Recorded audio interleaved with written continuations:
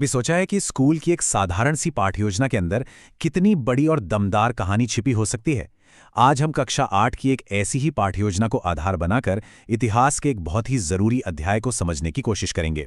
और यकीन मानिए, ये कहानी आदिवासियों के संघर्ष, उनके स्वाभिमान और एक बेहतर भविष्य के उनके सपने की है। तो सवाल ये है कि एक स्कूल के लेसन प्लान से क्या सीख सकते हैं।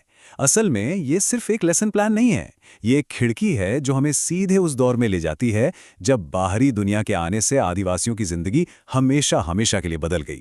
ये उनके टूटने और फिर फीनिक्स की तरह उठ खड़े होने की दास्तां है। तो चलिए देखते हैं कि हमारा ये सफर कैसा रहेगा। हम 5 हिस्सों में आगे बढ़ेंगे। शुरुआत करेंगे आदिवासियों की आत्मनिर्भर दुनिया से, फिर देखेंगे कि बाहरी लोगों के आने से क्या हुआ, उसके बाद बिरसा मुंडा के विद्रोह और आखिर में एक स्वर्ण युग की उनकी उस शक्तिशाली कल्पना तक पहुंचेंगे। चलिए थोड़ा टाइम ट्रैवल करते हैं, उस दौर में चलते हैं जब आदिवासी समुदाय अपने जंगलों के कह सकते हैं कि असली मालिक थे। उनकी जिंदगी किसी बाहरी नियम कानून से नहीं बल्कि प्रकृति की अपनी एक लय से चलती थी। वो एक आत्मनिर्भर और सामंजस्य से भरी दुनिया थी। अब ये समझना बहुत जरूरी है कि आदिवासी का मतलब कोई एक जैसा समूह नहीं था। नहीं, ये तो बहुत विविध समुदायों का एक ताना बाना था।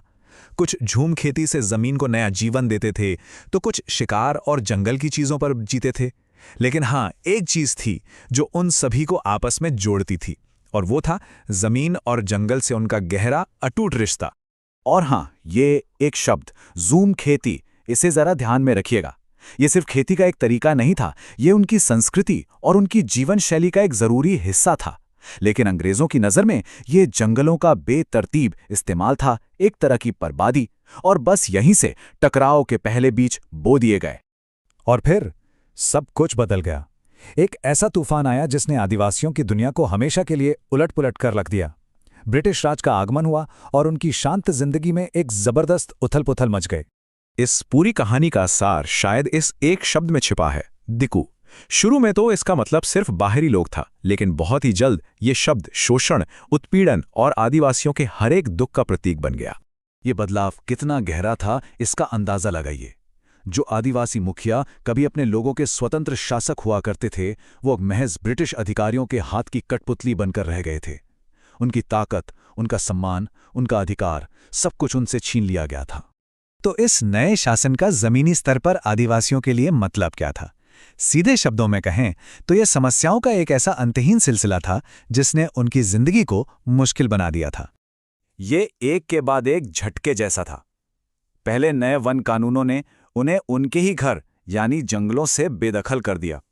फिर उनकी मजबूरी का फायदा उठाकर व्यापारियों और साहूकारों ने उनका बुरी तरह शोषण किया, और आखिर में अपनी ही जमीन पर अजनबी बनकर उन्हें काम की तलाश में दर दर भटकने के लिए मजबूर होना पड़ा। और इन सब नीतियों का अंतिम नतीजा क्या निकला? सिर्फ और सिर्फ गरीबी, बेहिसाब दुख और एक पूरी संस्कृति का धीरे धीरे खत्म होते जाना। ये उस समय के आदिवासी समाज की एक कठोर, दिल दहला देने वाली सच्चाई थी। लेकिन कहते हैं ना कि जब अंधेरा सबसे घना होता है, तभी उम्मीद की एक चिंगारी चमकती है। कहानी अब एक ऐसे ही लीडर की ओर मुड़ती है जिसने अपने लोगों को लड़ने के लिए तैयार किया और उनमें एक नई जान फूंकी। उस नेता का नाम था बिरसा मुंडा, एक ऐसा नाम जो बहुत जल्द ही प्रतिरोध, गौरव और आजादी की लड़ाई का प्रतीक बन गया। देखिए, बिरसा मुंडा ये बात जानते थे कि दिकुओं से लड़ने से पहले अपने लोगों को अंदर से मजबूत करना होगा। तो उनका जो आंदोलन था वो सिर्फ एक राजनीतिक विद्रोह नहीं था, वो एक सामाजिक क्रांति भी थी। उन्होंने अपने लोगों से कहा कि शराब और अंधविश्वास जैसी कमजोरियों को छोड़ो, ताकि सब एकजुट होकर पूरे आत्मसम्मान के साथ दुश्मन का सामना कर सकें। और यही बात हमें इस विद्रोह के दिल तक ले जाती है।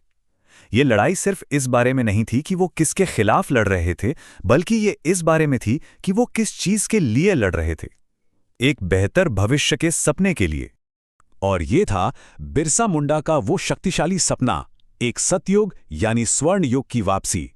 एक ऐसा समय जब आदिवासी अपनी जमीन पर सम्मान और शांति के साथ रहेंगे, हर तरह के शोषण से आजाद।